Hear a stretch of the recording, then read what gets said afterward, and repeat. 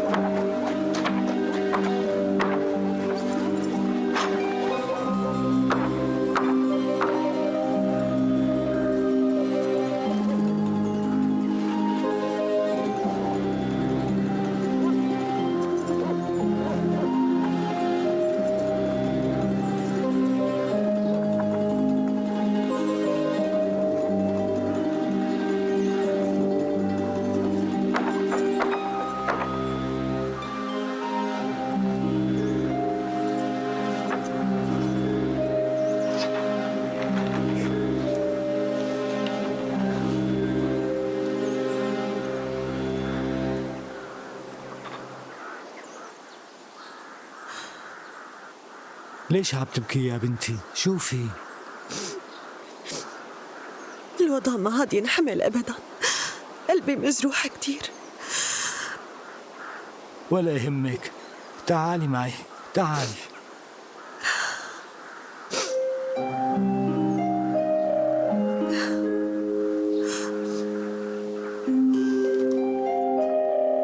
تفضلي يا بنتي، تفضلي فوتي، فوتي ارتاحي.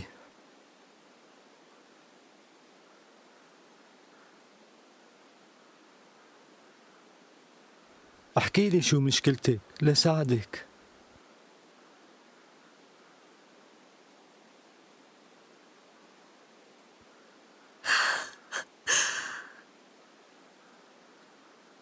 زوجي عم يخونني، بس أنا بحبه كتير وما فيني بدونه. كتير بحبه ومستعدة سامحه على كل شي عمله، بس طاقتي خلصت، ما عدت قدرانة أواجه شي. لا، طاقتك ما خلصت. اسمعيني منيح شو رح أقول. على الأغلب أنت غلطانة ولا هيك حاسة بالذنب. بعرف إني غلطت مع زوجي الأول وبحياتي ما كنت صادقة بنوب، بس مو بقصدي، كنت صغيرة وما كنت بحبه بالمرة. لا تلومي حالك وتوبي عن ذنوبك قدامي. أنا ماني قديس يا بنتي. روحي على الدير وتوبي هنيك، هذا الحل. شو اسمك انتي؟ أكسانة. أكسانة، كتير حلو اسمك. اسمعي شو رح قلك. انتي مثل بنتي، رح صلي لك لترتاحي، بس انتي لازم تكوني صادقة وتطلبي المغفرة من ربنا. هلأ روي وتوبي توبة نصوحة والرب رح يساعدك. فهمتي علي؟ إيه أنا فهمت عليك، أنا فهمت كل شي قلته ورح نفذه بالحرف الواحد، بس وعدني إنك تصلي كرمالي بأسرع وقت، لأنه صلاتك بالنسبة لإلي أهم من أي شي بهالدنيا. لا تقلقي، رح صلي وادعي لك. طيب شو أعمل لحتى أتشكرك؟ فيك تطلب شو ما بدك وأنا رح نفذه دغري، أنت بس جربني. إذا مزبوط بدك تساعديني استنيني شوي لأرجع.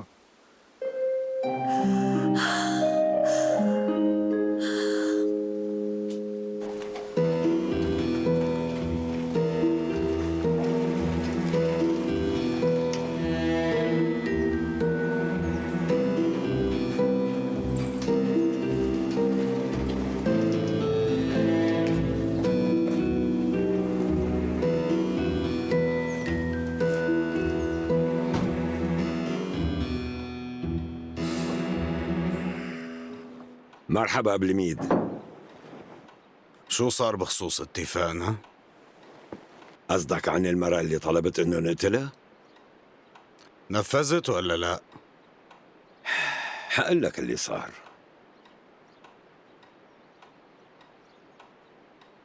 انت عطيتنا العنوان ورحنا بس ما لقينا حدا بالبيت. مستحيل هالحكي، هي بالبيت. أنا ومساعدي رحنا وخلعنا الباب، بس ما كان في حدا ولا حتى أثر يدل إنه في مرة عايشة هنيك. كان لازم تستناها ترجع، بدي أعلمك شو تساوي؟ وهذا اللي عملناه.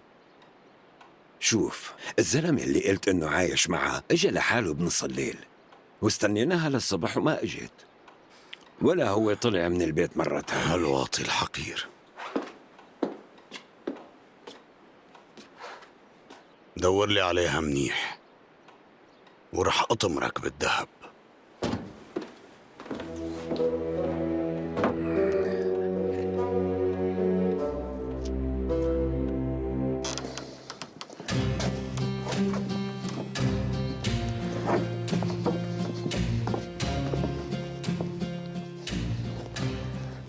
باركني يا محترم. استنيني يا بنتي، هلا برجع لك.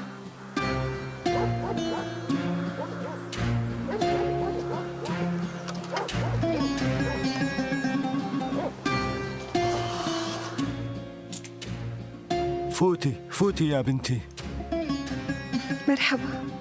ليكي أكسانة، إذا بدك تساعديني يا بنتي بتسكنيها معك. هذا هو طلبي منك، وهيك بتشكريني على اللي عملته.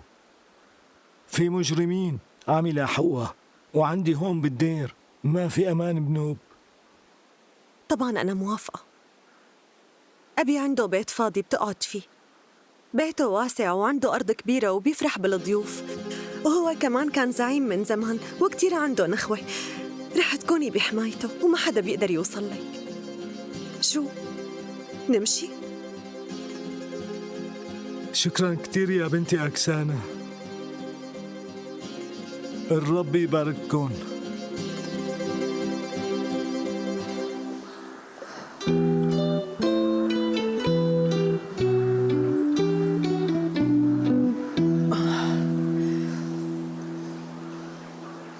ليش واقف عندك؟ روح نزل الحمل. أنا لازم أطلب يعني؟ عم تحكي معي؟ طيب ماشي. إيه معك. الأكياس اتقالوا كسروا لي ظهري وأنا عم بحملهم. أنت رجال وفيك تحملهم عني. تكرم عيونك. هاتي لنشوف. أفديوخ، شو بدك؟ ليش واقف مكانك يا زلمة؟ يلا تحرك، تعال ساعدني. يلا يا ابني يلا.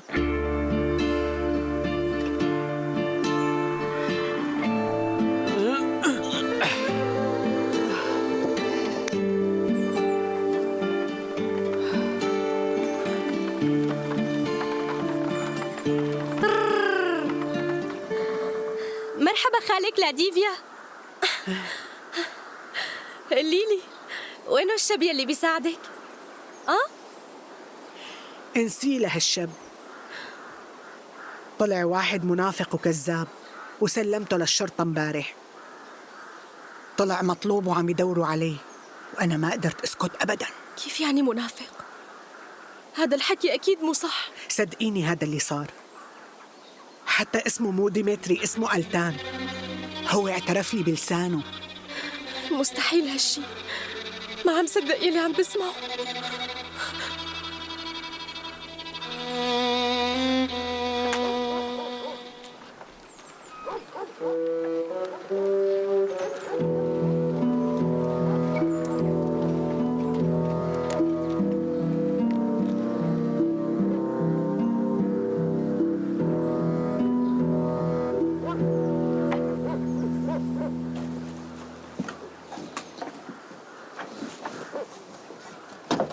تفضلي يا بنتي، بتنفذي كلامي ومثل ما قلت بالحرف، وبعد فترة صغيرة كل شي رح يكون منيح. شكراً كتير لمساعدتك يا حضرة المحترم. الرب يحميكي يا بنتي. ليش عم تطلع فيني هيك؟ ما عرفتني؟ كيف ما عرفتك يا ابني؟ بس مستغرب، شو اللي رجعك لهون؟ أنا استلمت منصب مهم، مستشار بالسفارة التركية، مستشار لشؤون التجارة. الرب بيهتم برعيته.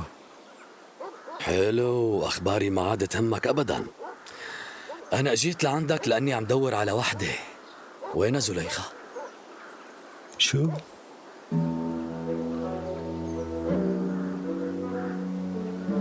لا تعمل حالك مو فهمان. جيب لي زليخة لهون. أنا ما عندي وحدة اسمها زليخة. اسمع، ما عندي وقت. جيت لأخذ البنت وامشي. زليخة ما أنا عندي. ما أنا عندك، ما هيك؟ بس أنا بعرف إنه إجت لعندك. خبرني، أنت حابب تفوت بمشاكل معي؟ زليخة بتكون مواطنة تركية، ما بيحق لك تحبسها هون ولا بأي صفة. دور عليها، وإذا لقيتها عندي فيك تحاسبني. عم قل لك روح وجيب البنت لعندي. ما عم تفهم شو عم احكي؟ شو شايف طلع صوتك؟ لما كنت عايش هون فقير ومعك تاكل كنت تحكي بغير هيك طريقة معي. شو يلي صار؟ غنيت؟ ما بيشرفني إني أعرفك. الجوعان لما يغني بيتغير. أنا بعرف بيترو الطيب، أما حضرتك يا بيك مالي حكي معك. بيترو خلص راح لأنه طمع بالدنيا. طيب ماشي، بس بوعدك إنك رح تندم.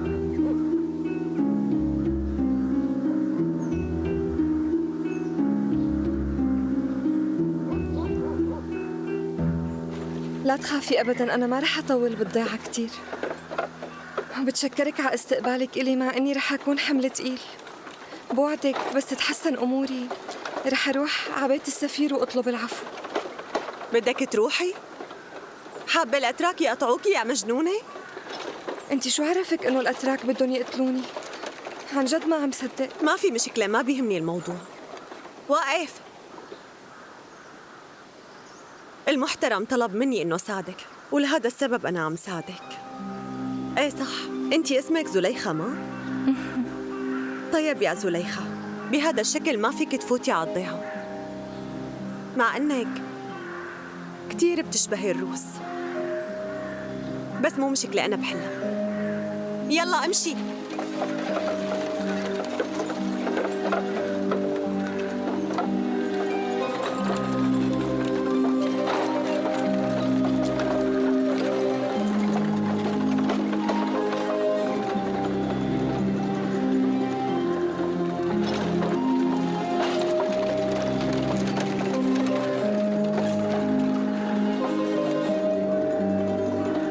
وقف وقف، ليكنا وصلنا. استنيني شوي.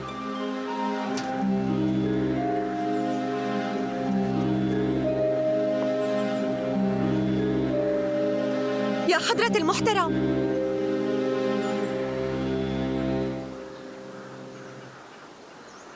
بترجاك باركنا. الرب يباركك يا بنتي، خبريني. حضرة المحترم، أنا بدي مساعدتك وبترجاك ما تردني. بدي أعرفك على هالصبية، اسمها زويا، وهي غريبة، بس في ناس عم يلاحقوها. ليه عم يلحقوها؟ كانوا بدهم يقتلوها وعم يدوروا عليها هون، وبدي حاول خبيها. الرب يحميكي يا بنتي. ومين اللي عم يلاحقك؟ انت من وين يا بنتي؟ هي من المنطقة وما بنعرف مين عم يدور عليها، وبدها مأوى ضروري. ساعدنا. أكبر ذنب حدا يطلب مساعدتنا وما نساعده. نحن لازم نعامل كل البشر مثل بعض. لا تخافي يا بنتي، هون ما حدا رح يأذيكي بنوب. شكراً إلك. أنا رح أجي بعد كم يوم لأطلب المغفرة، وباخد زويا معي. لا تشيلي هم، ما رح تضايقني أبدا. هي بضيافتي، وطلبك للمغفرة فهو شيء ضروري.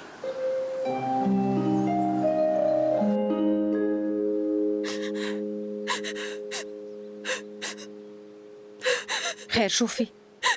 ليش عم تبكي؟ انتي شو صاير معك؟ ماريسا، قولي لي ليش هيك حظي؟ ليش ما في شي بيزبط معي أبداً؟ شو عاملة لحتى أتعاقب؟ أنا شو ذنبي؟ ليش شو اللي صاير؟ احكي، اشرحي لي لأفهم.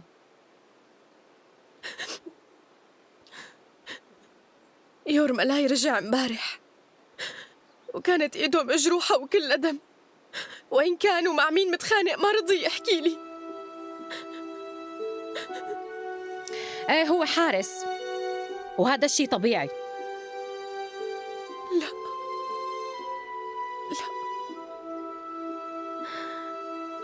في شي عم بيصير معه وما عم يحكي لي. إحساسي ما بيخيب أبداً، ما أنه موجوع من الجرح، قلبه الموجوع وما عم يرضى يعترف بهذا الشي. والأسوأ من هيك إني كنت بالمطحنة اليوم.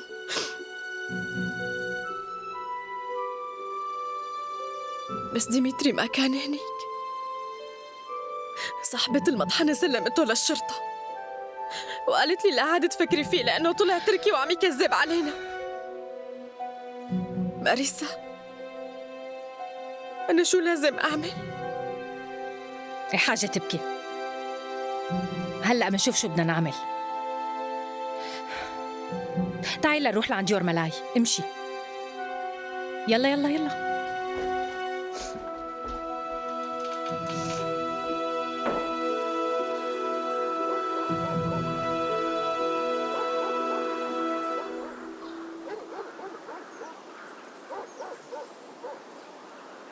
يلا امشي معي. ماريسا اسمعي، خليني استناكي هون.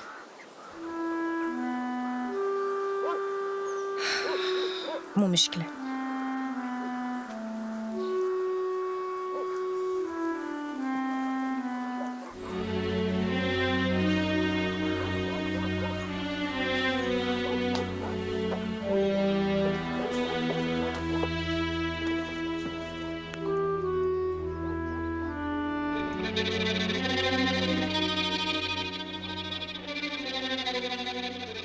معناته ما قدرت تخلص عليه.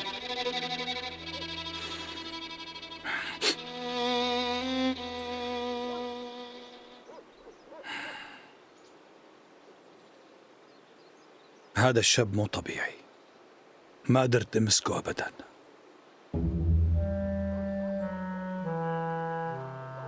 سامحيني.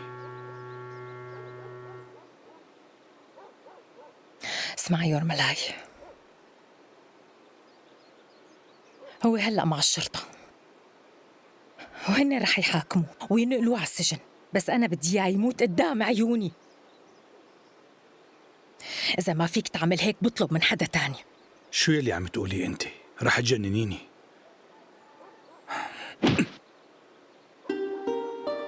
عم تقولي لحارس حدود يقتل واحد أعزل ما معه سلاح؟ هذا الشيء ما بعمله بكل حياتي، وحتى الحراس تبعي ما بسمح لهم يعملوها ولو شو ما صار.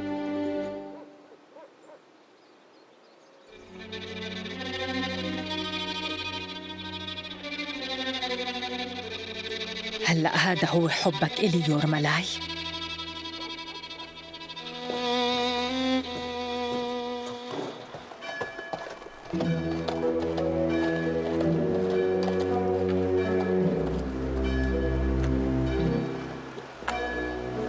عمو أعطيني مصاري.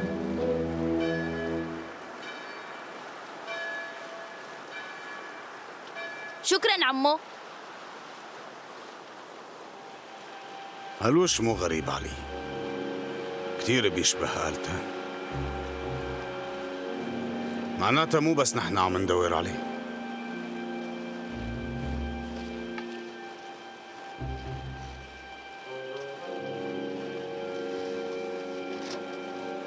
سؤال لو سمحت، ليش عم تشيلوا إعلان الزلمة المطلوب؟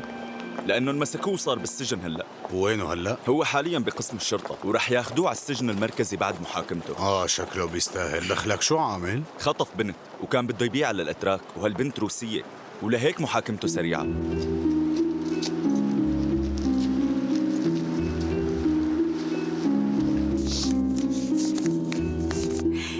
شكراً، المصاري مزبوطين. ايه منيح، وانا بشكرك من كل قلبي على اللي ساويتيه. قدمتي لنا مساعدة كبيرة. هذا الوعي اللي عندك لازم ينتشر بين كل سكان الإمبراطورية الروسية. بأسرع وقت ممكن لازم ياخد عقابه. أكيد لا تشيلي هم، أنا رح حاسبه لأني كرهانه مثلك تماما. هو عدوي مرتين على فكرة، أول شي هو انكشاري وتاني شي هو شخص خطير. هو بالأساس كان روسي وهلأ فخور بأنه تركي. شو بدك تقول؟ شو المقصود؟ لا بحكي لك، وقعي لي هون من بعد إذنك. لما كان ولد صغير الأتراك خطفوه من عنا وباعوه للإنكشاريين، والإنكشاريين دربوه وخلوه يخدم عن جماعة من قرايب السلطان. إذا هيك معناها الولد ما إله ذنب أبداً. كيف ما له ذنب؟ انت شو عم تقولي؟ لما سألتيه ما قالك انه اسمه ديمتري؟ معناته هو بيعرف اصله ونكره. طيب ليش ضل خادم عندهم وما هرب من قبل؟ ولما سألته عن اسمه حكالي الاسم التركي بكل فخر، ألتان. يعني هو من هون؟ ديمتري أصله روسي؟ يا ربي دخيلك. شو اللي صار لك انت؟ بترجاك يا سيدي خلي هالولد يطلع. شو صار لك؟ شو بوشك؟ ليش صفريتي؟ مو انت سلمتي لي عم ترشفي؟ روحي اعدي لو سمحتي. انتو النسوان ما حدا بيعرف شو بدكن. خذ المصاري ما بدي اياهم، خذهم كلهم ما بدي اياهم. بترجاك خذ المصاري وطلع ديمتري من السجن، هو منا وفينا. انت بقسم شرطة مو بالسوق، والمجرم لازم يتحاسب على عمايله يا خانم. لا تظلمه لو سمحت، خليه يطلع من السجن. شبك وقفي هيك. شو صار لك؟ انت ليش هيك حنيتي عليه فجأة؟ أنا أمه. لك حاجة ألف قصص ما لها منطقية. صدقني يا سيدي بحلف لك بشو ما بدك. خطفوه، الأتراك خطفوه مني وقت كان صغير. لك انت شو عم تحكي؟ أنا كان عندي ولدين صغار وخطفوهم مني وما بعرف عنهم شي. طيب خلص روقي ولا عاد تبكي، رح حاول لاقي لك حل. بدك جيب لك مي يعني؟ زوجي راح لحتى يدور على الأولاد ومات بتركيا، بترجاك سامحه. اهدي يا خالي، أكيد منلاقي حل مع بعض، بس لا تبكي بهالطريقة. هالقصة قد ايه عمرها؟ من حوالي 20 سنة. هذا الوقت كتير طويل، بدك تهدي وتروقي لأنك مو متأكدة إنه هو ابنك. قلبي حاسسني إنه هو. بترجاك خليني أحكي معه، إذا عرفت لو معلومة رح يهدى قلبي، بترجاك. العواطف ما بيمشي حالها بشغلنا. مو مشكلة، رح اسمح لك تزوري. شكراً إلك.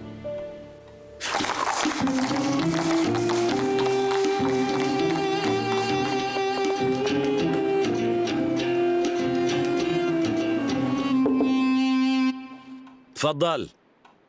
تسمح لي مصطفى بيك؟ ايه طبعا تفضل. اصلا انا بعرف انت ليش جاي لهون. عندك خبر حلو بدك تحكيه؟ حضرتكم دائما بتشوفوا الجوهر بكل موضوع. طيب احكي، انا عم اسمعك. ألتان عايش.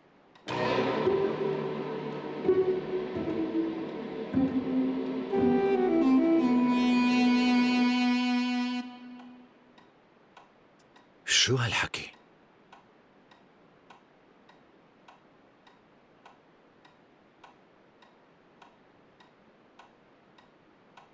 ما بعرف شو الأحسن إله، يموت ولا يضل عايش بهالدنيا.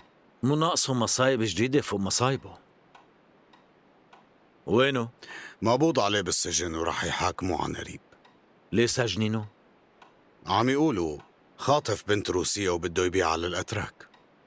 قلت لي ألتان خاطف بنت روسية؟ هالرواية مو صحيحة، ماني مصدق. هذا الحكي اللي خبرني اياه الشرطي يا بيك. مو مهم شو خبرك الشرطي، المهم انه ابن بلدنا نحن يلي منحاكمه اذا مذنب. الروس اصلا مو من حقهم يسجنوه ونحن موجودين. عم تفهم علي؟ انت دائما بتقول الحكي الصح يا بيك. لازم نتفق مع الروس حتى يسلمونا اياه. قولي خان، هو يلي بيقدر يتصرف بهي المهمة. ألتان واحد من رجاله واكيد هو اولى فيه. وقول خان كان يحب ألتان. يلي بدي اياه منك انك تروح تكتب له هلا طلب رسمي وتقول له يرجع لهون. أنت بتأمر يا بيك. يلا نفذ بسرعة.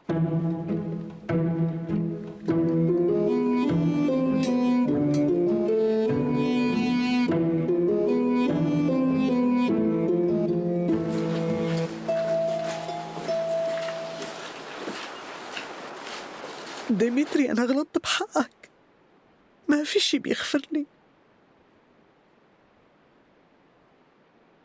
خلص لا تبكي، أنا ماني زعلان. ظلمتك كتير، ظلمتك. يا ترى أنت رح تقدر تسامحني على اللي ساويته؟ أنا مسامحك، خلص لا عاد تحكي بهالموضوع أبدا.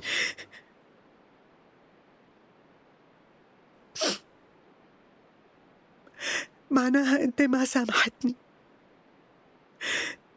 أنا أم يا ألتان، أم وموجوعة على أولادي، كتير مقهورة.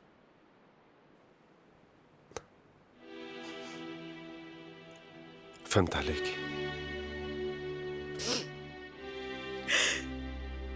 طيب قلي شو بتتذكر لما أخدوك مني؟ تتذكر المطحنة؟ تتذكر أي شي من طفولتك؟ قلي أي شي.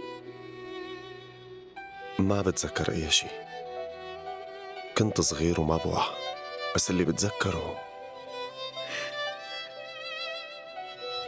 أنه كان عندي أخ.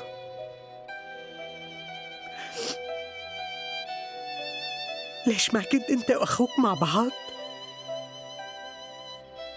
لا، فرقونا من لما كنا بروسيا. يا ربي، يا ترى شو عملوا فيك يا ابني؟ ما بعرف ابنهم، أنا وقتها حطوني بالباخرة ومشيت بسرعة. بتذكر بس إني بكيت. طيب ابني جاوبني، أنا أمك، تتذكرني مو؟ جاوبني.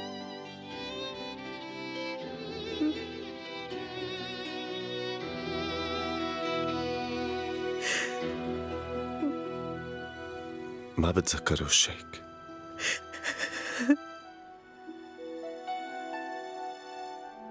بس إيديكي بتذكرهم، كانوا ناعمين مثل الحرير لما كنت ضمك. حاول تتذكر أكتر، تذكر. مو قادرة نتذكر، لا تزعلي. مو مشكلة، مو مشكلة يا ابني، أنا هلأ موجودة معك، رح أعمل المستحيل لحتى طلعك من السجن. صدقني يا ابني، رح بيع المطحنة. المصاري بهالبلد بتقدر تساوي كل شي. اصحك تبيعي المطحنة لو شو ما صار. إذا رح يبعتوك على المحكمة فما عندي خيار تاني، ما بقدر أخسرك وتضيع مني مرة تانية يا روحي. ما في داعي تعملي شي، رح أطلع لأني بريء.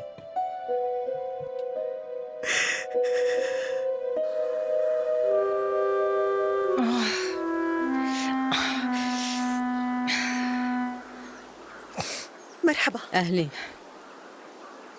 مرحبا. أهلا وسهلا. ماريسا. إيه سمعت لك أخبار جديدة. شو؟ القمر رح يوقع على الأرض؟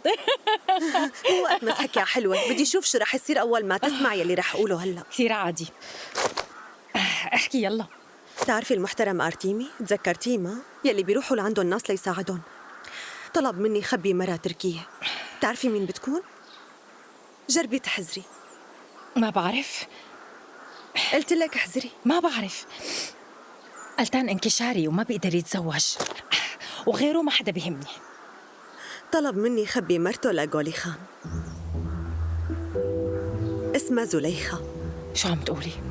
الصبية كتير حلوة، وكأنه يلي عم يلاحقها وبده يقتلها جولي خان، وعانت كتير الفترة الماضية. المهم أنا خبيتها، مبسوطة إنها هربت. معناتها ألمنا واحد، عم نعاني من ناس واطين. هي من زوجها وأنا من حبيبي، بس لازم نساعدها. هالشي أكيد. كيف بدنا نفهم أهل الضيعة هي شو جايبة لعنا؟ ممكن نقول لهم إنها بتقربك وجاية زيارة لعنا. ما بيمشي الحال. ثيودور بيكون أخي، شو نسيتي؟ طيب حاولي تلاقي شي حجة. رح روح شوف أبي وأحكي معه بالقصة، لأنه الناس هون حشريين وما رح يتركوها بحالها. استني شوي وبرجع لك، لا تروحي من هون. يلا عم بستناكي هون، لا تتأخري. كيفك؟ أهلين يا بنتي.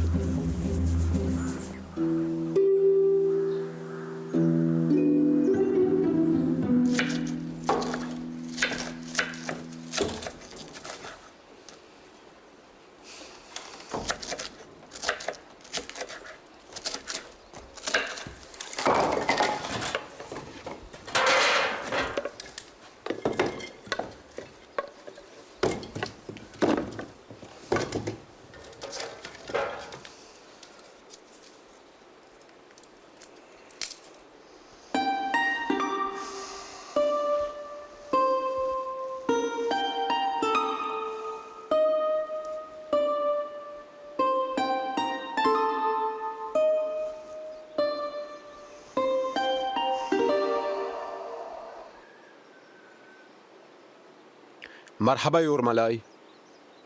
أهلين فيودور. بقدر فوت؟ ايه طبعا، تفضل.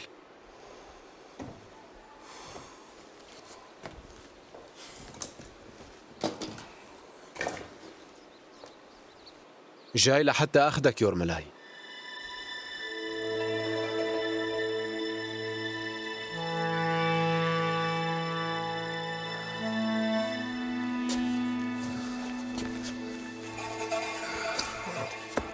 ومشان شو؟ لا تقطع لي راسي هالمرة؟ مو وقت المزح هلا، في شي لازم نحكيه.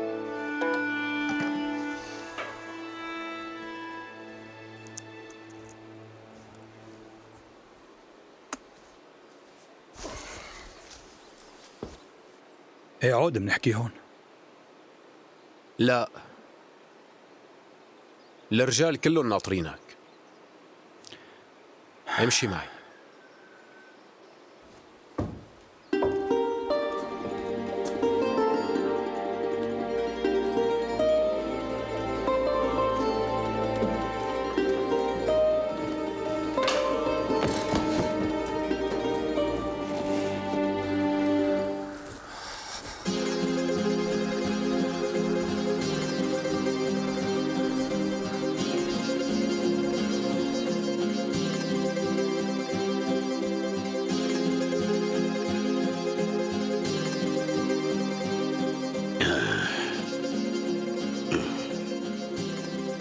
أنا جيت وجبت لك أكل يا بنتي. طمنيني، كيف وضعك هلأ؟ وضعي ممتاز، شكرا إلك. بس أنا خجلانة من هذا الاهتمام. هذا واجبنا قدام ربنا، وهو يلي أمرنا نحب بعضنا، وبس نشوف مقهور نوقف معه لحتى يتحسن. أنا ما بعرف كيف بدي أتشكرك، أنت فعلا أنقذت لي حياتي. ربنا هو دائما اللي بينقذنا، اشكري لربنا ما تشكريني. وهلأ بدنا نصلي لحتى ربنا يوقف معك. شوفي،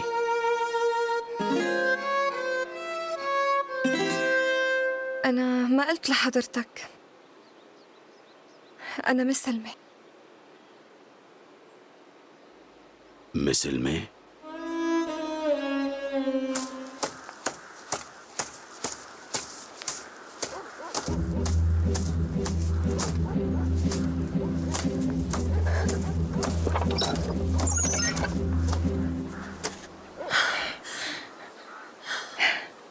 شو صار؟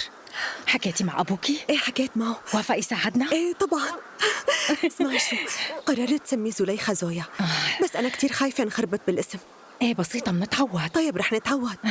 هي ما بتشبهه للأتراك بنوب، وبتحكي لغتنا بطلاقة، ومن بعيد بتبين وحدة منا وفينا. لك شو من بعيد، الناس عنا فضوليين ورح يجوا فورا، ما بيصدقوا يشوفوا وحدة غريبة. أنا وأبي اتفقنا شو رح نقول للناس الفضوليين، منقول قرايبتنا من بعيد.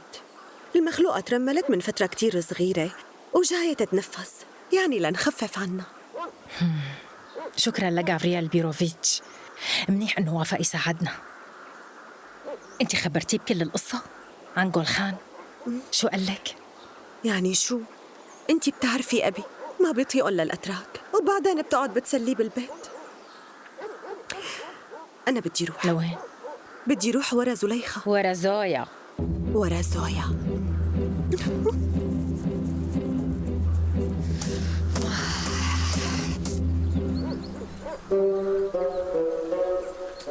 هي شو عم تعمل هون؟ ما بيصير تكون بيناتنا. لا خليها تضل.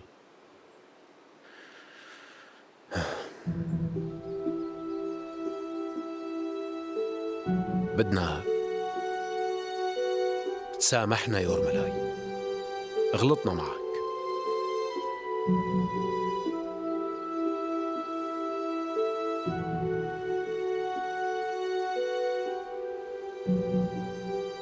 هلأ كلنا عرفنا إنه هن حطوا لك المصاري، وأنا عرفت مين يلي عملها.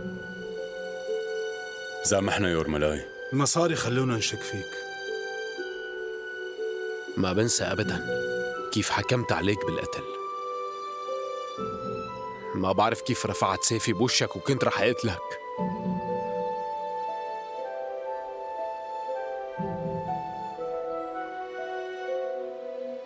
بترجاك سامحني. سامحني سامحني يورملاي، نحن غلطنا بحقك. خلوا يورملاي يحكي. بشو عم تفكر؟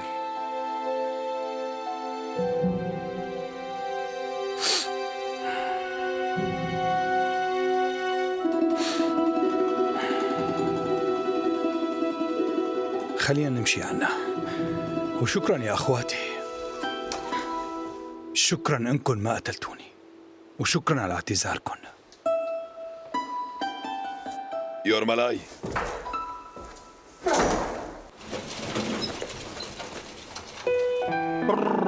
يعطيك العافية. تفضل يا مدام. شكرا إلك.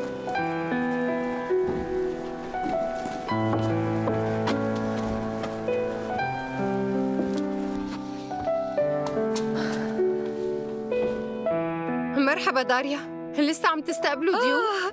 أولغا حبيبتي، يا روحي شو هالمفاجأة الحلوة هي.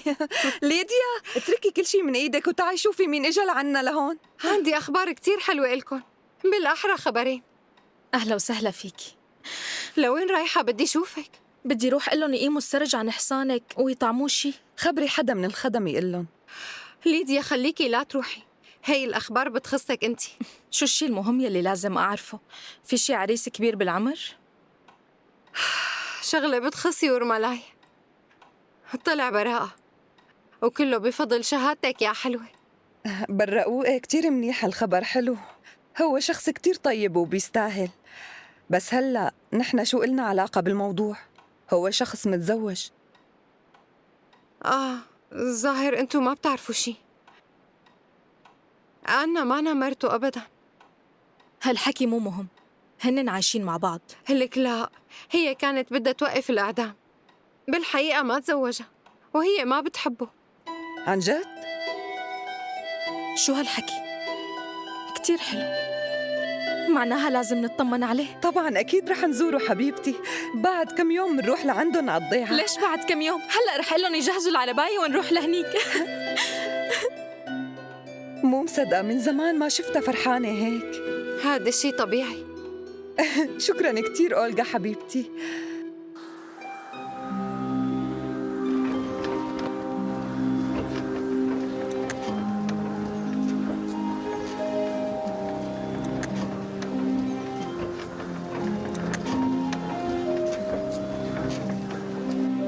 واقف.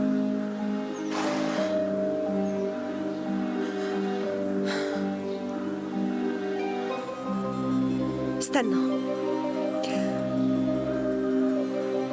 مرحبا يا محترم، الرب يبارك فيك. أنا جبت لك معي ضيافة، شوية لحمة. شكرا لك على الضيافة أكسانا. جاي لحتى تزوري ضيفتي؟ معقول جايبة بس كمية اللحم هي إلي وإلها؟ هي ما بتكفيها إلها. لا، هي اللحمة لإلك، وزويا رح تروح معي. زويا، عم تناديني حضرتك؟ كيف صحتك؟ كتير منيحة. شو؟ انتي جاهزة يا حلوة؟ بدنا نروح على الضيعة مع بعض. روحي جهزي حالك بسرعة. شكراً كتير يا محترم. هذا عمل إنساني. وهي؟ ما بقدر. رح أدعي لها إنه الرب يوفقها دائماً. كوني على ثقة إني رح أدعي لك إنك تضلي بخير، لأنه هذا واجبي. شكراً كتير، شكراً كتير يا محترم. أنت أنقذت حياتها. لا تغلطي، المنقذ الوحيد هو الرب. أنا بس كنت عم بوفي بوعدي له. ما بعرف كيف بدي أتشكرك. أنا ما بعرف أحكي حكي حلو مثلك. يلا روحوا، الرب يعفي عنكن. شكراً كتير. يلا امشي.